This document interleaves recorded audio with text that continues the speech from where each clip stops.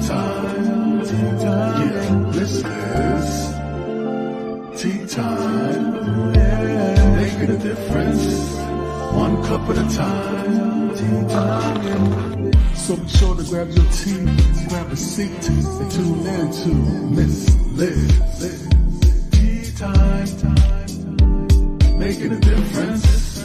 One cup at a time. Tea time. Yeah. Tea time.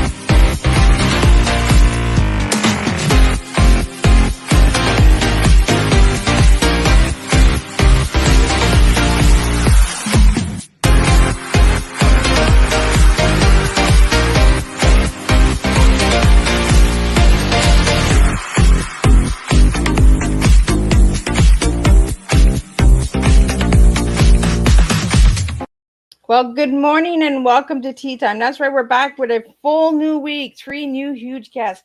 That's right, and this morning we're going to be talking about porn addiction. So we do have a trigger warning for anyone out there who may be triggered. Please do not tune into this show. I deeply will understand if you cannot tune in.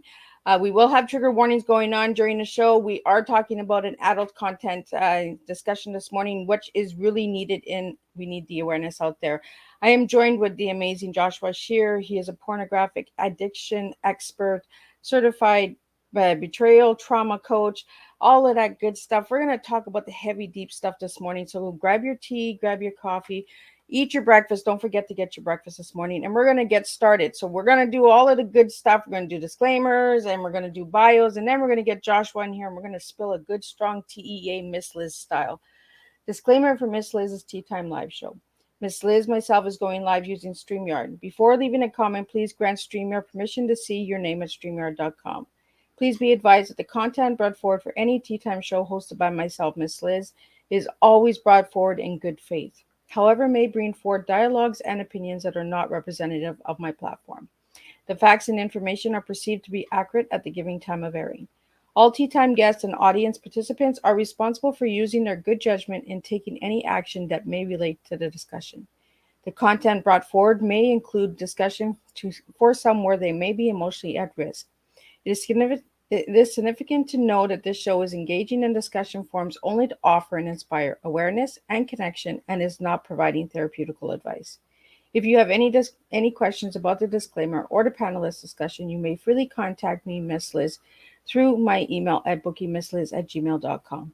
Moving forward, should you choose to voluntarily participate in today's show in any aspect, I myself, Miss Liz, welcomes you. And should you decide that the show is not made for you at this time, I respect your wishes and will see you at a later show at a later date and time.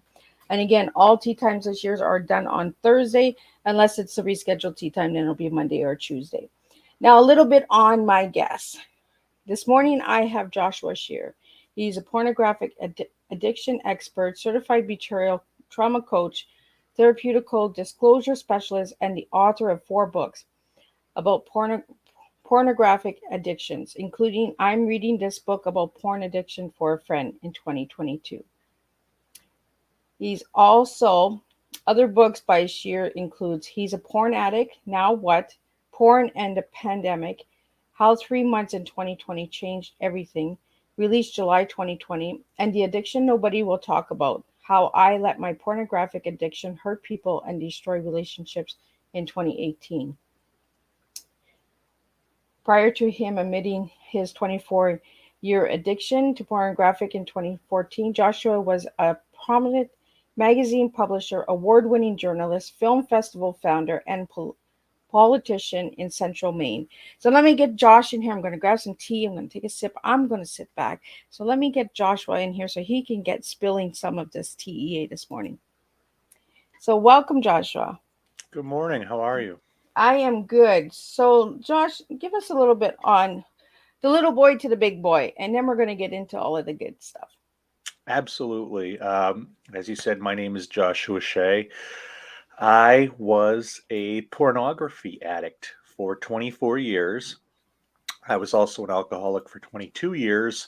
And 9 years, 3 months ago, I ultimately made the decision that it was time to uh, get clean and sober.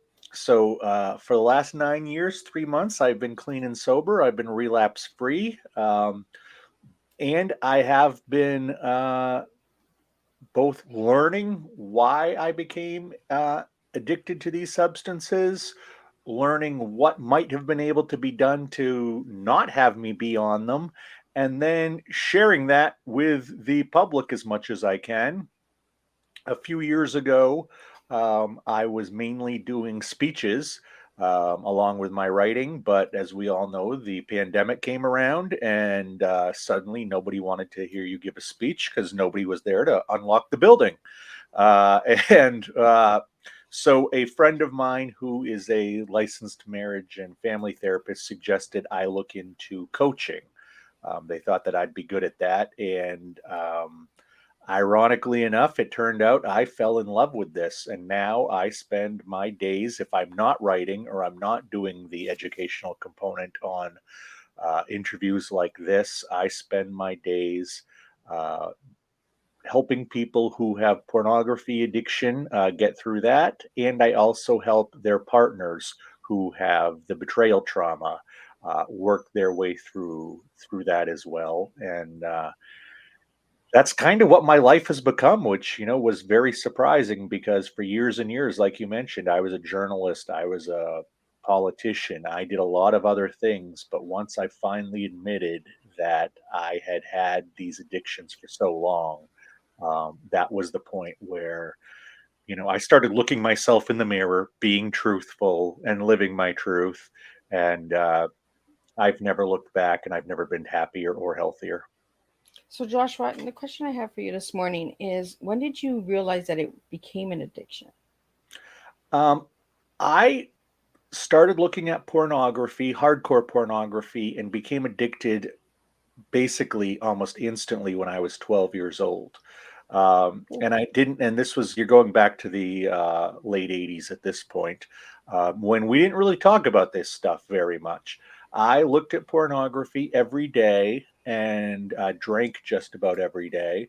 And I remember one day when I was 16 or 17 years old, I was on the soccer team in high school. And one day after practice, we went to a friend's house, and a friend had a pornographic videotape and put it into the VCR, and everybody started goofing on it and laughing and just behaving and treating it so different than I ever did.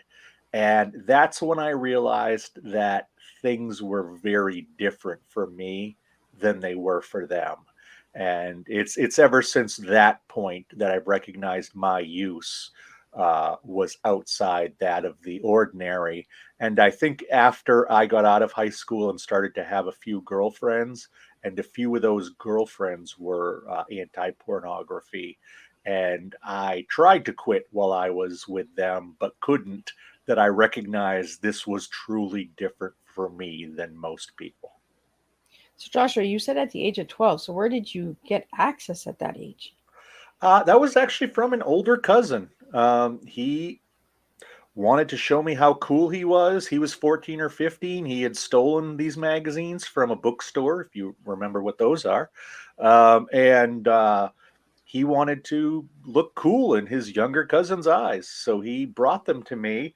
The thing that he didn't know was that I had been sexually abused when I was younger.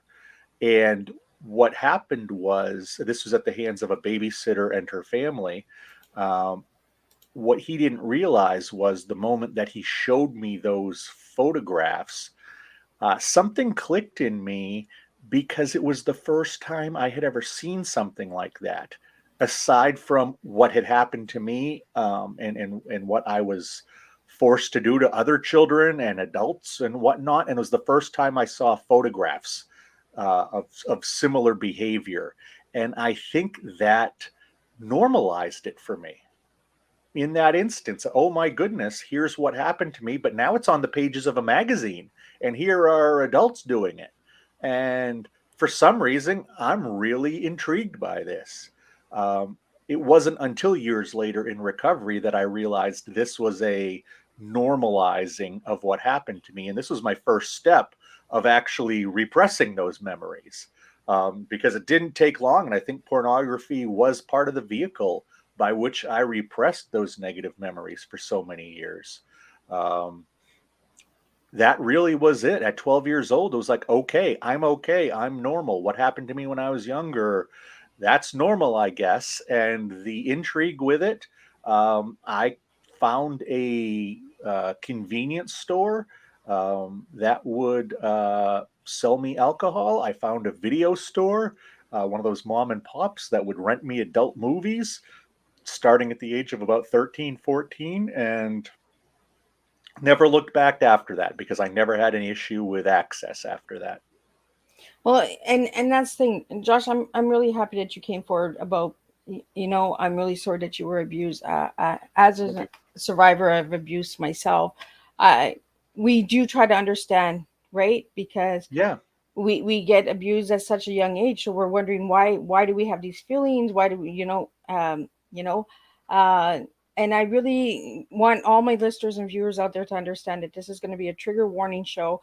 We are going to get deep. I'm going to dig deep with Joshua because I feel that we need to have these stories out there. We have to be aware of why we do what we do, why we get into the addictions we get into. Once we understand the root cause of why we do what we do, then we can heal ourselves. So, Joshua, thank you for sharing that about your childhood and that. Um, I myself might even get triggered because I was abused at a young age. But, Joshua, back 20, 30 years ago, it was so easy to get access to all of this stuff. Now there's more guidelines, there's more restrictions, but it's just as powerful now because now it's being turned into like a game where 30 years ago it was mom and pop shops where you went and got a video. If somebody knew you, oh yeah, it's okay, you can watch Yep. that video, I'll let you have it. Where now it's like show me ID, and they still have false IDs. So we really need to understand that 30 years ago was not the same as what it was today, you know? No, but it is, in my opinion, it's even easier to get at, and it's easier to get at the really bad stuff because we give every 10 or 11-year-old the greatest porn computer ever created with a smartphone and Yep. send them out in the world and say good luck. Yep. Without giving them the understanding of what the phone has access to, right? Absolutely. And every movie I watched ended after an hour. The internet doesn't end. It's nonstop. So we are poisoning our youngest generation's minds with this stuff. It's, you know, I say to people that I may have had my monthly Playboy magazine before I should have been able to see that stuff. But in a Playboy magazine, I got my 50 photos a month, and then I had to wait for the next 50. And they were certainly not nearly as uh, hardcore and as extreme as what you were going to find on the internet today and what kids can be exposed at seeing today. Well, and I think it's really important, and Josh, like you said, like it doesn't shut off now. Where before you had to wait that 1 month to get the next magazine. Now it's constant. So, as an expert, how do you reach out to the younger generation on this matter? Well, when I coach, I don't personally coach anybody under 18 just because of all the liability and HIPAA and Yeah. all that stuff. But when I do shows like this, when I reach out through social media, and I've got quite a large following, I always think of that kid I was at 12 or 13. And I just think, what could I have heard? What could I have been told that maybe would have stopped me? I can't say anything would have necessarily stopped me, but nobody ever talked about this stuff back then. The only time anybody mentioned porn in the mid or late 80s was to deny ever looking at it. Yeah. That was basically it. So I like to try to at least tell these kids that if you're hitting puberty, it's natural to be curious about depictions of sexuality, but much like cigarettes, much like alcohol, while this stuff is legal, um, it isn't good for young minds. It isn't good for young people who are developing. It can teach you things that are incorrect. And ultimately, it's healthier if you stay away from it and make decisions later on when you're an adult if you want to watch it or not, because most people become addicted as children in their teens. And if you can just wait on this stuff, if you can understand that it is not real, it is a fantasy, um, you'll be better off. And those are all things that I was never told when I was 10, 11, 12, that maybe would have made a difference and wouldn't have made me an addict for 24 years. When I do this work, a lot of it is I think about the younger version of myself and what should I at least have been told? What should I have known? Yes, I became an alcoholic and I knew that was bad for me, but I was warned about all kinds of stuff and I didn't become an addict in that way. So I just wonder what could have been. And when I'm talking to people in public or I'm doing something like this, I'm always thinking about that young version of myself and what is that thing that I could have heard that might not have sent me down this road. So we have a question here for you, Josh.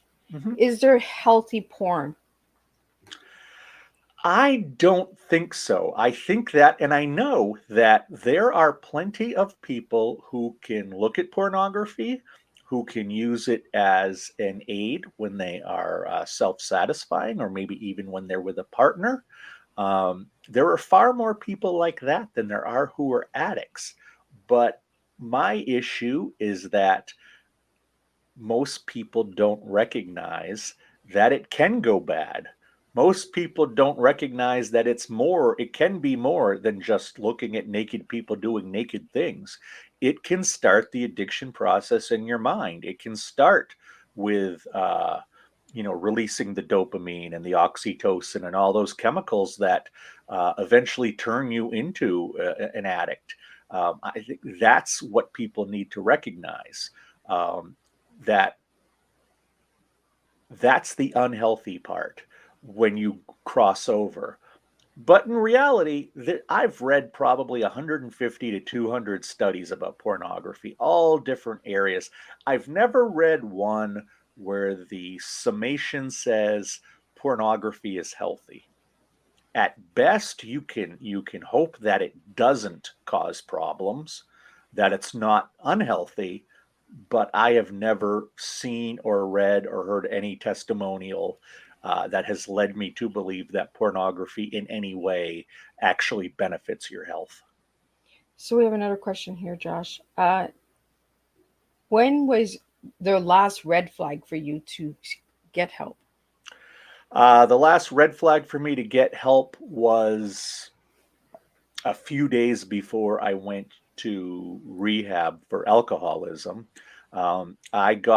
I was one third owner of a publishing company. I ran it day to day, but I had been drinking so much on the job that the other two-thirds ownership fired me.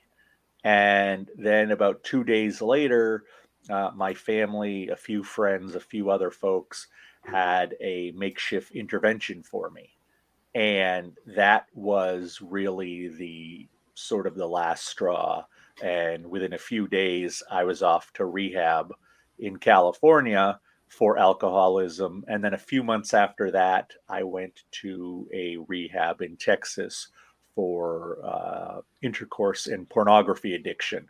um, so it was that moment of losing my job and then having my family to confront me that finally made me say, okay, I throw in the towel. I need help. So, Josh, you're also a certified betrayal trauma coach. You want to tell us a little bit about that? Yeah, in my type of work, the person who has betrayal trauma is the partner of a porn addict, but they don't realize they have been the partner of a porn addict because usually in these relationships, this is usually husband and wife, boyfriend, girlfriend. Early in the relationship, they establish that pornography is out of bounds, it's not allowed, it won't be part of their lives collectively or individually. And then one of the partners, quite often the male, will go ahead and continue to watch. And then after what can be 3 years, 5 years, 10 years, the partner finds out that, oh my goodness, he is using pornography. And he has been using pornography straight through. This causes a lot of reactions. Number one is, how could this guy lie to me successfully for all this time? How could he hide this? If he can lie successfully, if he can hide this, what else can he lie about? What else is he hiding? So that creates a huge amount of doubt within the relationship. Then you've also got to deal with the idea that, wait, did he go and become a porn addict because I'm not enough?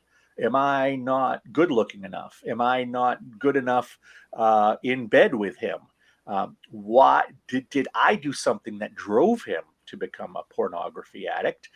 And then finally, on top of that, usually couples have so much of their lives enmeshed together that there's a fear of, oh my goodness, I'm with this guy who is this person I never even knew, and all of our finances are tangled up. We have kids together.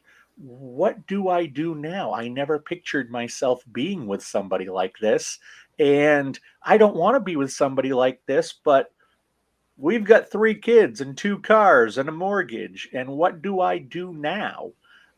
That's really what hits somebody who has betrayal trauma, on top of the idea that this also forces previous traumas to resurface. So you're dealing with, in the moment, the fact that the last person you thought would betray you has just done that, and that causes feelings of, unresolved trauma that you may not have worked through when you were younger. So it's a little bit of dealing with the now, and it's a little bit of dealing with the past. So we have another question here for you, Josh. Have you ever worked with a female for a porn addict? Absolutely. I deal with 3 of them right now, as a matter of fact. I've probably dealt with around a dozen during the 2 years that I've been doing uh, coaching. And there is actually very little difference between the coaching that a man and a woman gets. It's 98% the same. It's like if you are homosexual or bisexual, it's all porn, and we've all got working, boy and girl parts. So largely the treatment, regardless of gender or orientation, is the same. We have another question. Out of all the people that you've coached, have any of them not been sexually abused? Oh yeah, plenty of them, plenty of them. Uh, I would say all of them have dealt with some type of trauma, but not necessarily sexually. It could be physical, it could be mental, it could be emotional, spiritual. It can even be situational. We think about trauma, I believe, in most extreme terms. Trauma means that somebody, one of your parents beat the crap out of you when you were young. Trauma means that your Cub Scout leader molested you. When trauma is just unresolved pain. And that can be from divorce, that can be from lying, that can be from a death, that can be from so many different things. Trauma can spring up from anywhere, and it's important that people recognize that it's not just those giant, life-changing events that you see on television. I'm really glad that you brought that up because a lot of people are like they have that mindset, right? That you had to have been beaten, you had to have been abused. Trauma, it could be a car accident, could be, a loss Exactly. of a pet. It's just like you said, unresolved pain. We don't know how to heal the pain, understand the pain, and understand that moment. Healing is a life journey. I always say, if somebody tells me I'm healed, I'm like, I'm not sure about that, because that's a life journey. That's a life job. When you deal with trauma, trauma is life. It doesn't mean that you're in it every day. It just means that you have steps to take for the rest of your life. Absolutely. So, Josh, I want to talk about infidelity. Was Mhm. that ever an issue in your life? In my life, no. And that's what's important to recognize for a lot of people is that infidelity and pornography addiction are two very different things. And ironically, the rate of men who are porn addicts and who practice infidelity is lower than that of men who are not porn addicts. Oh, well, that's However, that's however, if interesting. yeah, if you look at females who are porn addicts, the rate of them stepping outside of their relationship and cheating is more than double that of women who are non-porn addicts. So you kind of get both sides of the spectrum there, um, and we can come up with 101 different theories as why these things are. Um, but yeah, they're the link between pornography and infidelity is tenuous at best. They are very different activities, and you don't see a lot of crossover there. That is really interesting. Really, really interesting. Because we all think that, oh, they must have cheated, they must have went on to the other side, and it's not true. Even myself, I thought, like there's some kind of infidelity going on. They want somebody else, they're in tune to another. So what is the addiction like? How does the addiction feed you? The addiction is not to naked people. The addiction is not to sex. That's just the vehicle by which I get what I need. And what I need are those chemicals that are created from when I look at pornography and when I would self pleasure to the pornography. I would get massive amounts of dopamine, oxytocin, serotonin, endorphins sent into the pleasure centers of my brain. And I learned that that felt really good. And we have to recognize that, the human body created these chemicals and activates these chemicals. It was supposed to be only when you were having intercourse. But then we learned with pornography, a long, long time ago that you could circumvent this and you could get a very good feeling from self pleasuring to pornography. And then what happened about 25 years ago is that we were met with a world of high speed internet. And suddenly that meant an unending supply of pornography hitting you. And I, as a 20-year-old, I would see more pornography in one day than my grandfather would see in his entire lifetime. And that's not supposed to happen. You're not supposed to get these chemicals flowing into you at that amount. That's when you start to cause essentially brain damage. You start to rewire how your brain works. And I can tell you the last several years of my addiction, I didn't care what was on the screen. I couldn't tell you 2 minutes after the ethnicity of the person that I was just looking at, or how many people I was just looking at, or what was really even on the screen because it didn't matter to me. I didn't care. I didn't get sexually excited by this stuff. I just needed to find whatever I could to get at my chemicals. That's all I wanted. This wasn't about fantasizing cheating on my wife. This wasn't about fantasizing having sex with the people I saw on the screen, as it is for a lot of people who are just casual users who use pornography as an aid in sexuality. if I was a gambling addict, I would have been gambling. If I was a food addict, I would have been eating. I was a porn addict, so I was looking at these naked people engaged in sexual activity, but I could have cared less. And that's the most important thing people have to recognize about the addiction is that I'm not watching just because I really like watching sex. I'm watching because I'm getting this constant flow of essentially these mind drugs that after 20 plus years, I essentially need on a daily basis just to operate, just to focus, just to keep going.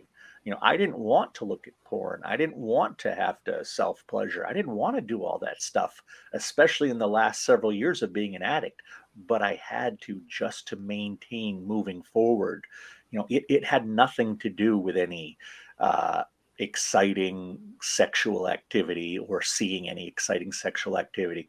That it was just the vehicle by which my pleasure chemicals were delivered. I could have cared less about porn at the time. I think this is the first time I've ever heard anybody talk about the chemicals. A lot of other guests I've had another guest on season three, Matt Sinkovics, who has porn to purpose, and you also use that phrase porn to purpose. So let's talk about porn to purpose. What is the purpose of porn? Well, I mean, I think that ultimately it depends who you are and what you need. Everybody may have a different purpose, and I tell people that I am not necessarily anti pornography.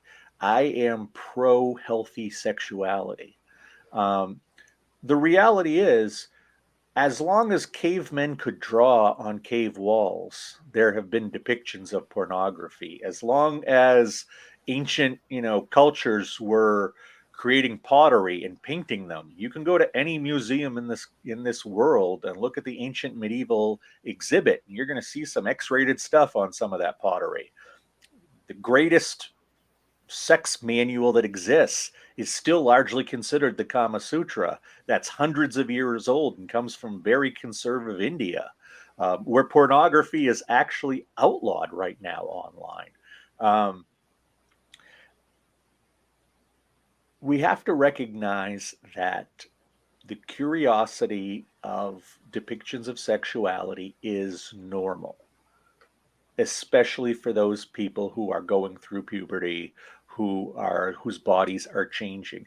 And that's okay. And being interested and wondering what bodies are like, that's okay. It's just that we are not letting people know what this stuff can do to you the way that we do with so many other substances. That's why I consider myself an educator of this, more than anything else, is because people have not been taught what pornography can potentially do to you. For some people, it is a once a month release, and that's it. They're not addicted. It feels good for them. It doesn't create obsession in their mind. It's technically not truly unhealthy for people who use at that level. Um, but those people, along with the people who are addicts, probably have the exact same level of education about it. And that's the most important thing to me, is that people get educated and make the decision for themselves, because everything else we've tried hasn't really helped. Yeah. Shaming people isn't going to help. And I hate to say this, but the moral arguments against it, whether it's about the treatment of the actors or whether it's about the trafficking issues that come around with pornography, I don't think these have ever stopped anybody from truly using. I don't think that any social ill that is caused has really stopped anybody. Otherwise, this would have stopped in the 60s and 70s when people were marching against it. These kinds of arguments don't stop. People make their own decisions personally on how they're going to use pornography. And that's why I think we need to do a better job educating so people can decide for themselves how it's going to fit into their lives or not fit into their lives whatsoever. We have a comment and a question here for you, Josh. I'm a sexual educated teacher for sex ed. How does Josh feel about coming into schools and speaking on this subject? Um, I used to go into colleges all the time um, to talk about this subject. Um, and it was great, whether I was talking to a group of 12 or I was talking to a group of 1,200. I loved talking to colleges about this because I truly believe Generation Z is the one that is going to start to take this seriously, is the one that is going to change the world for the better when it comes to pornography. My grandparents were so, and my parents were so conservative.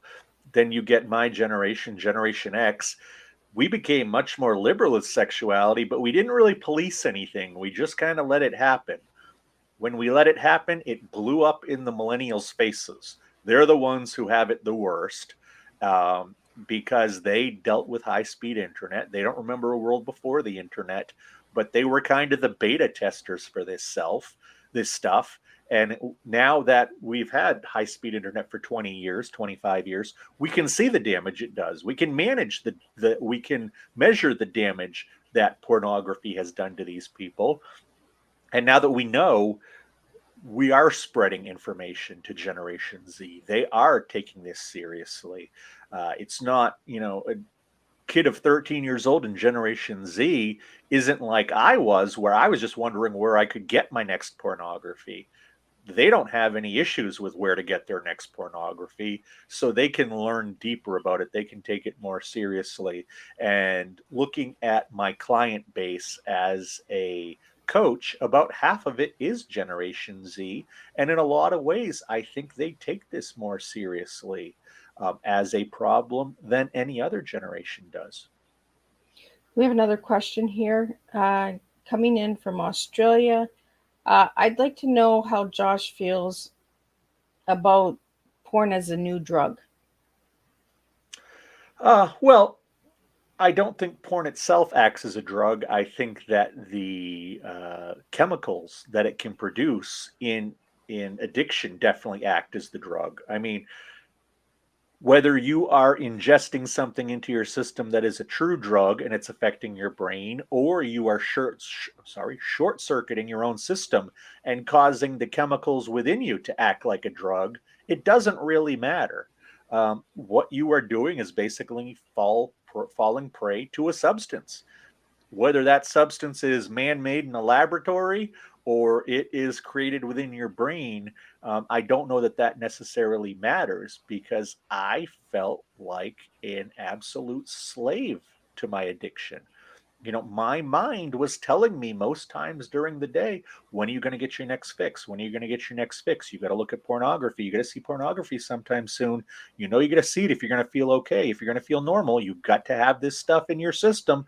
And that is just constantly going on in your head all day long. So you get to the point where you will do things like, lie, steal, cheat, do whatever you need to do to get to these chemicals, just like a drug addict will lie, cheat, or steal to get to their heroin or fentanyl or whatever else that people are using these days for drug abuse. It is that strong of a pull. I can tell you that at its worst, I thought if I didn't get those chemicals into my system through the pornography, that I was literally going to die. It changes your brain chemistry. It gives you brain damage. um, Thankfully, in the long run you can come back from it, but addiction is a disease of the brain. And if you look at brain scans of somebody who has pornography addiction, the closest other brain you'll find is somebody who has cocaine addiction. That's Uh-huh. how strong the pull of pornography addiction is. It causes the kind of brain damage that cocaine addiction will cause. It's that strong. Wow, that is strong. Um, Josh, I want to get into you have some incredible books out there as well. So let's talk about the books. What got you into writing? Before I admitted that I had these problems, I was a journalist, an editor, and a publisher of newspapers and magazines for 25 years. So what happened one day was after I had returned from the rehabilitation center for porn and um, intercourse, I was at a bookstore looking for a book on porn addiction. And while I found books on addiction, while I found books that could deal with my alcohol issue, I didn't find anything about pornography. And the only thing that I could find on pornography online were these academic studies. And I don't mind reading academic studies. I'm the kind of geek that likes that. But I also know that there are the kind of geeks out there who enjoy reading Shakespeare for fun. I'll never be one of those people, much as I know most people will never read those academic journals. So I just thought to myself, with my writing background, with my writing ability, with knowing people in the publishing industry, maybe I could tell my story, and that would be a mainstream book out there. I could take what I learned and what I knew and also mix that with my own personal story. So I thought I would go out, I would write one book about my journey, and that would be my contribution to this world, and that would be it. I would go back to my regular life. After I wrote the first book, what surprised me was I didn't get the amount of messages or comments back from addicts that I thought I would, but I got 10 times the messages I thought I would from girlfriends, wives, even some moms saying, "Oh my goodness, you fixed yourself. How do I fix my guy?" And it was like, well, you can't. He needs to want to fix himself. So, but I'm so wrecked by this. I don't know who he is. And that's when I actually learned about betrayal trauma. And I found that fascinating because as a married man, my wife did go through some of it, but not a lot.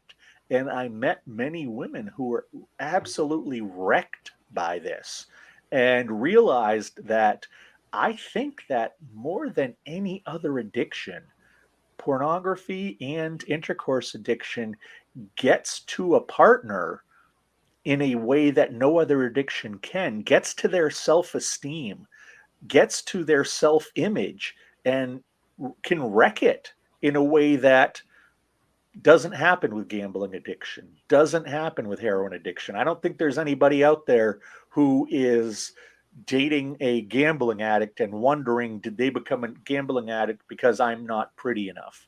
Did my husband become a heroin addict because I'm not crazy enough in bed?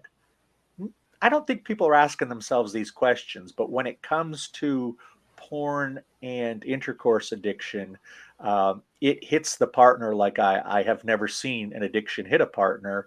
So I teamed up with a licensed marriage and family therapist who's a friend of mine, and we wrote the second book, which was about betrayal trauma.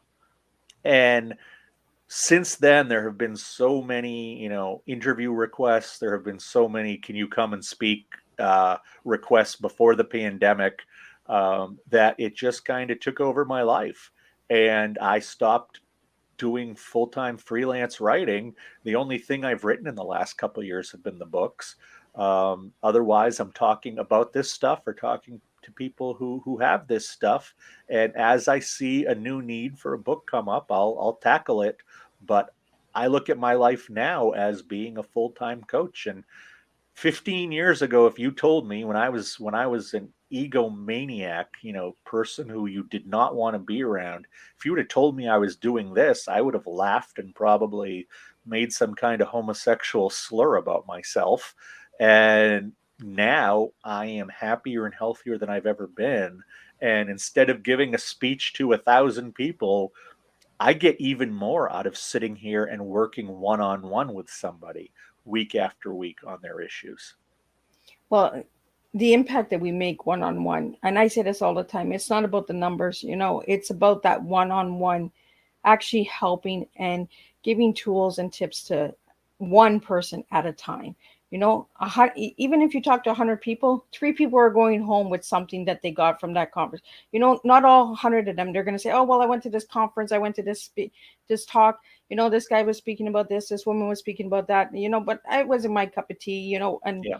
and then they leave, right? And then you go to the next one and the next one, and you're getting roughly 3 out of 100 that are getting something from it. So one-on-one is really deeply important. We got to stop worrying about all these big numbers, and we got to really Yeah. just take the time to make an impact by doing this one-on-one. And as I just said, not my cup of tea. So I want to get into the tea. Our hour is running really fast. So Josh, if I give you the word tea, what 3 words would you give me this morning? Well, I do like the idea of T standing for tenacity. I feel like, whatever's been thrown at me in life, I have tended to tackle it and I've tended to make it into something better and tried to make my life or the world a better place with it. And I am not easily knocked down. And that's something that, despite all of the bad decisions I've made in my life, which would fill 3 or 4 more books, um, I, I get back up and I keep fighting. So the T is definitely tenacity. The E for myself is definitely educator. My parents were both school teachers, so I grew up in a very an environment where education was very important. And while I never wanted to be a teacher, um, I've heard from so many people who have read my books, who have heard my interviews, how I have helped them along the way, even if I haven't worked with them one on one. And it's made me realize that there is a teaching side to me. There's an educating side to me. So I would put E as educator, and with the A, I think that that this was the one that I was thinking about, and it's yeah, that's the one I'm having trouble with because and I gotta be honest with you, I keep wanting to go back to asshole because that's kind That's of okay because it's your tea, Josh. I have to remind myself that for so many years I was not a good person to be around. I was an egotist. I was a opportunist. I was completely full of myself. And the thing that people have to realize is that just because you drop an addiction doesn't mean you fundamentally change as a person. I always tell people if you like chocolate ice cream as an addict, you're gonna like chocolate ice cream in recovery. If you like action movies as an addict, you're gonna like them in recovery. And if you're an insufferable ass to be around as an addict, you're still going to be that way in recovery. And I have had to do a lot of work on myself. I've had to, work on my empathy. I've had to work on my, listening skills. I've had to work on my, interpersonal relations with a lot of people that I developed poorly in my life for a variety of reasons. And I have to kind of remind myself that, it's still easier for me to be an asshole than for me to be a perfectly nice person. And reminding myself to be a nice person is something that has to stay top of mind because uh, I've just, whether it's nature or time or whatever it is, I can drift into being a nasty person way too easily. Well, and this is why we serve a strong tea, right? We serve ourselves, the authenticity. And I really want to thank you for serving a strong tea, Josh, because Joshua, it's your tea. It's what you serve in life. And you're being honest and you're being authentic right now. And you're saying, you know what? I could still be an asshole. I had this addiction. I went for help. I'm recovered. Recovery, but I can still be an asshole at times. It's easy for me to become that asshole. It's easy for me to go back to that chocolate ice cream, you know? Yeah, Uh, and we have to really understand this. An addiction, trauma, it doesn't change who we are. right. It's part of us, right? So we go back to what we're used to, what we're comfortable with, and maybe being an asshole is what you're comfortable being, you know because maybe that's what you were Well, given as a child, was a lot of assholes, so you became an asshole, and we really have to start just being okay with who we are as individuals.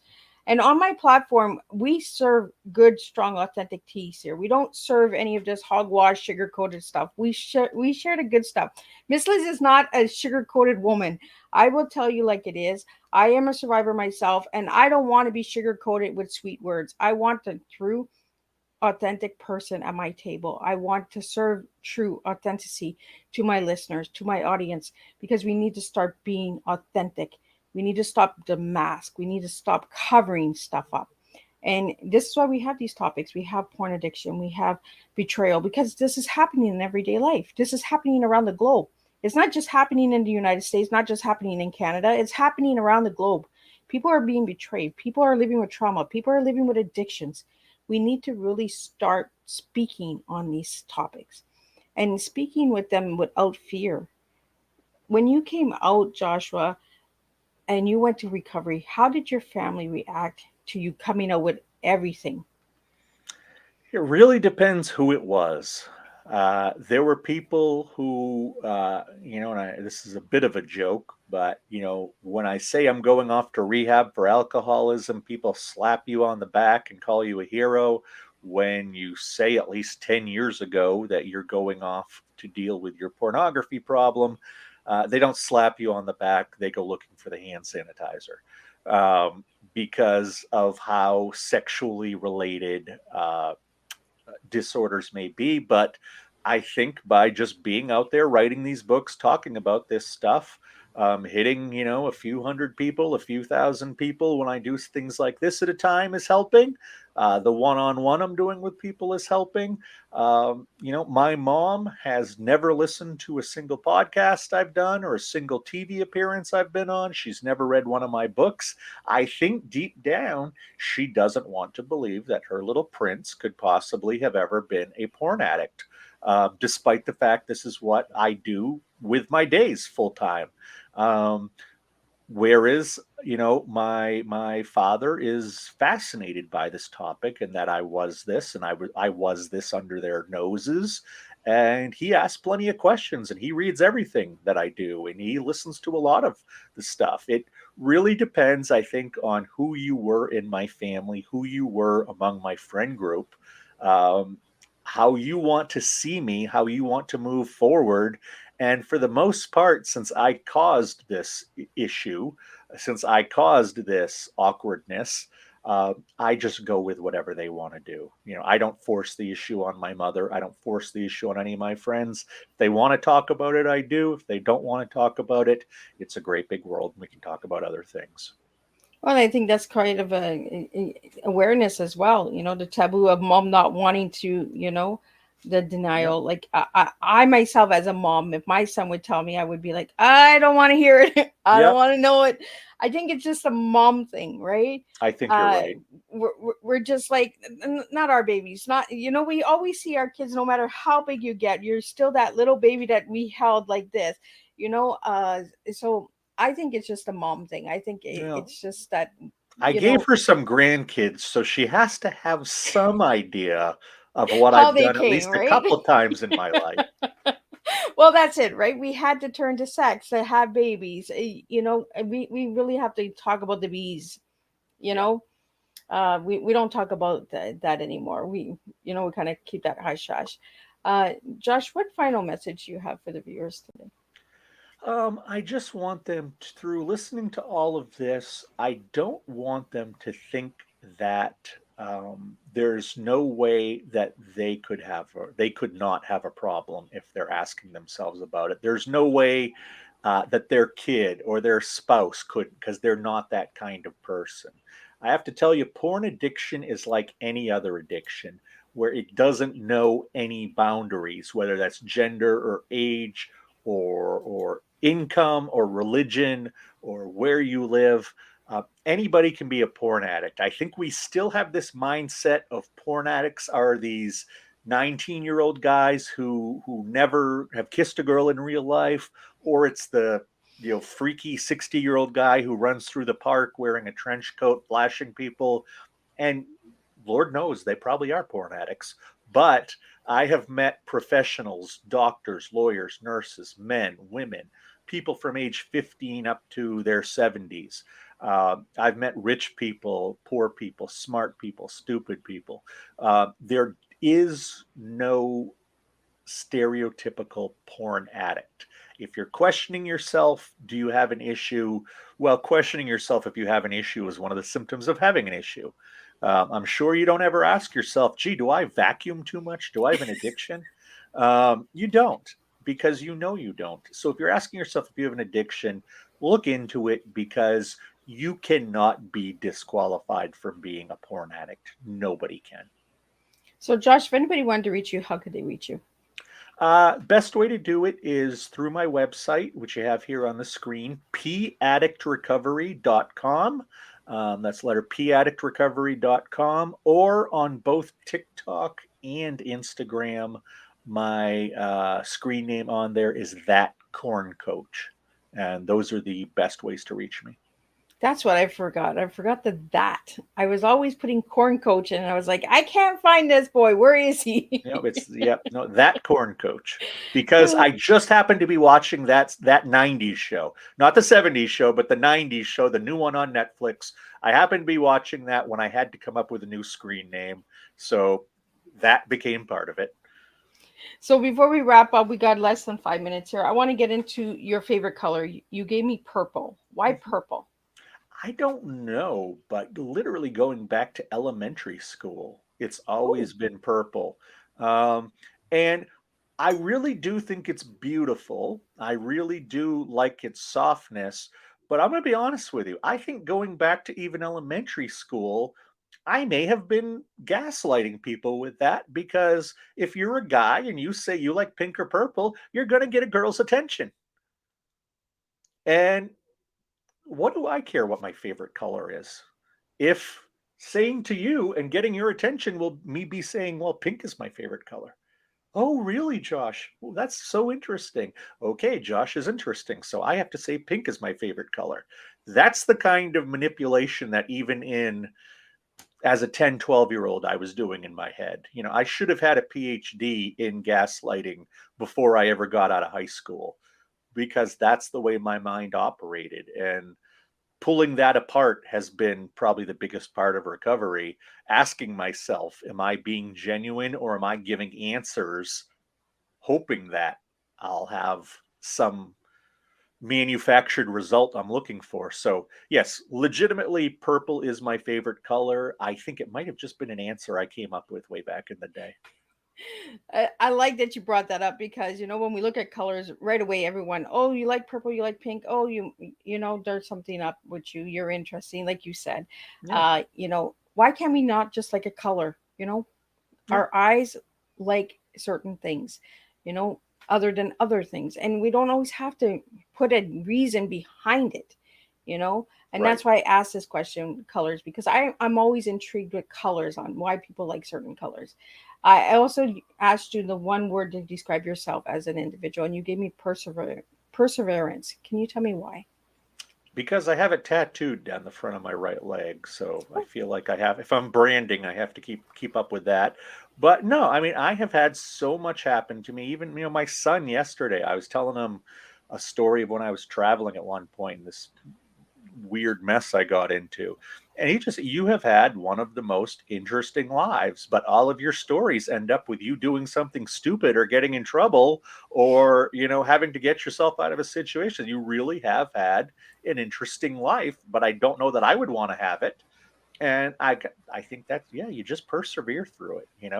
I tend to step in piles of shit a lot, or I used to, and spent a lot of my life wiping shit off my feet.